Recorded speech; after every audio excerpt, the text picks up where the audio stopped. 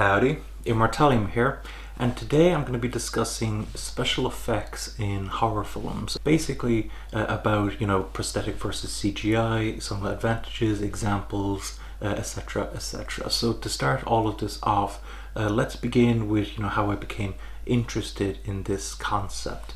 So as you guys know, I've been a big fan of horror films for, a pretty decent part of my life at this point. And something that I think is pretty easy to take for granted early on when you're first getting into horror films is the incredible work that goes into creating the wonderful special effects in many of these films. For instance, it was only recently when I began to truly appreciate the talent of a man who refers to himself as a special makeup effects artist, and that is Tom Savini. I was watching a bunch of slasher films and I kept seeing Tom Savini's name come up, and the one thing that I found really funny was there was a person with me watching them, and she's not that familiar with a lot of cast and crew and stuff, but whenever she saw the name Tom Savini pop up, she was like, this is going to be gory, isn't it?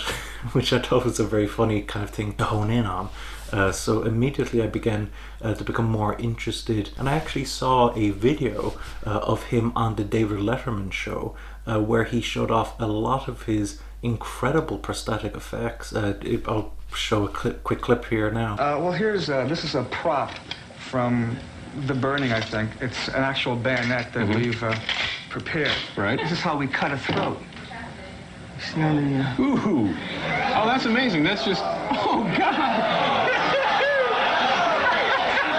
He's truly a talented man, and realizing how special a lot of these prosthetic effects are, it's something that I find fascinating. CG, let's talk a little quick bit about CG. So CG, it's a special effect using computers, and there is a lot of hate towards CG, and I can definitely understand why.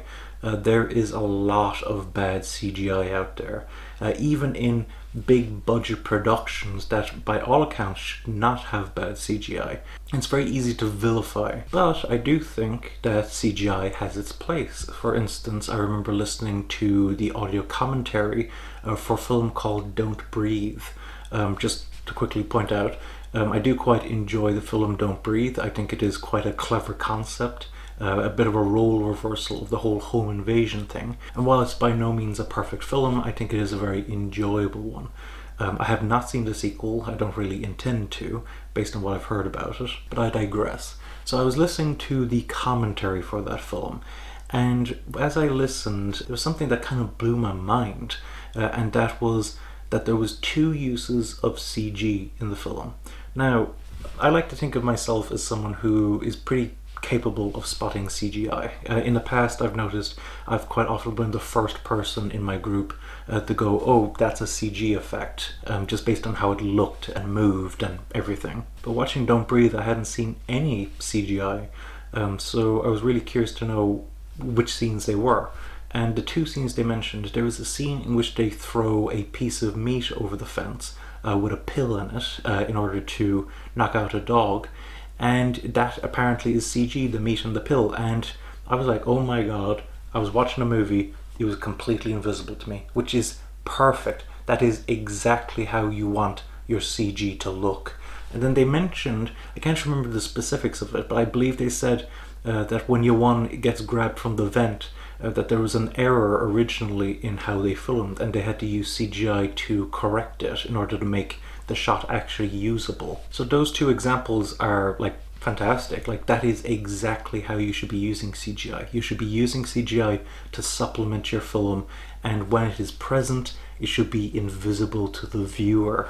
That's how I think about it anyway. Because another very interesting example to contrast this is I think I mentioned this in the past, that I did a kind of a bit of a Wes Craven marathon, where I watched, I believe it was 15 out of the 20 films that he directed, which I think was pretty decent.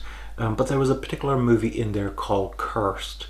Now Cursed is by no means his worst film. I do have a particular entry in mind for what Wes Craven's worst film is that I've seen. But one of the biggest problems I have with Cursed, of which there are a fair few problems, is its use of CGI. If you take a look at the werewolves in this movie, they are awful looking. Like, they are terrible. And again, I was watching this movie with someone who isn't particularly familiar with CGI, isn't the best at pointing out CGI, and yet they were able to go, that's CGI, isn't it?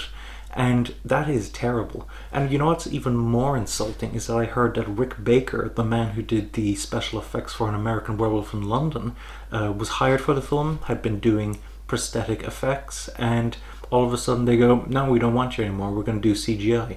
And I think that is the stupidest mistake. Well, probably one of the stupidest mistakes. There's a lot of mistakes about that film, and I can't say for sure that was the stupidest, but it is a really stupid mistake on their part. Now, that's not to say that, you know, all prosthetic effects look good. There have been prosthetic effects in the past that I go, oh, that looks really fake, or that looks really bad. But in general, I do think, and you guys can let me know what you guys think about it, but in my personal opinion, prosthetic effects tends to be a lot more effective in general on average compared to CGI.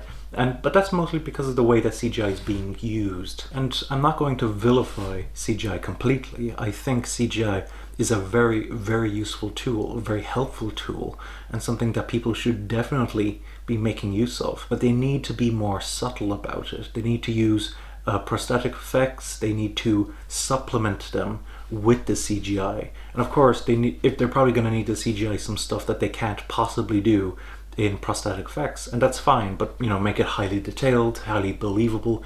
The audience shouldn't even be aware that there's CGI happening, because one of the worst things, I'll try to include the quote here, like a screenshot of it if I can remember it, because if they were truly great special effects, you wouldn't have even noticed them. And I think that is very much, you know, what you're meant to do when making films. So of course, I'm going to want to hear what you guys think of all of this. What are your thoughts on prosthetic and CGI effects in horror films? Do you have a preference? Do you also believe that both have their place and can supplement each other? What are some of the best and worst prosthetic effects or CGI effects that you've ever seen in a horror film? And of course, if you have any additional information about horror in general, about the special effects used in them, such as prosthetic and CGI effects, etc., please leave it in the comments below. And of course, if you want to support the channel, I would encourage you to use my Amazon affiliate link in the description below. When you purchase horror through those affiliate links, not only supporting me, not only supporting the channel, but you're also supporting the horror industry. So I'd highly encourage you to purchase horror through those affiliate links. Thanks for watching. Don't forget to comment, rate, subscribe, and bye-bye.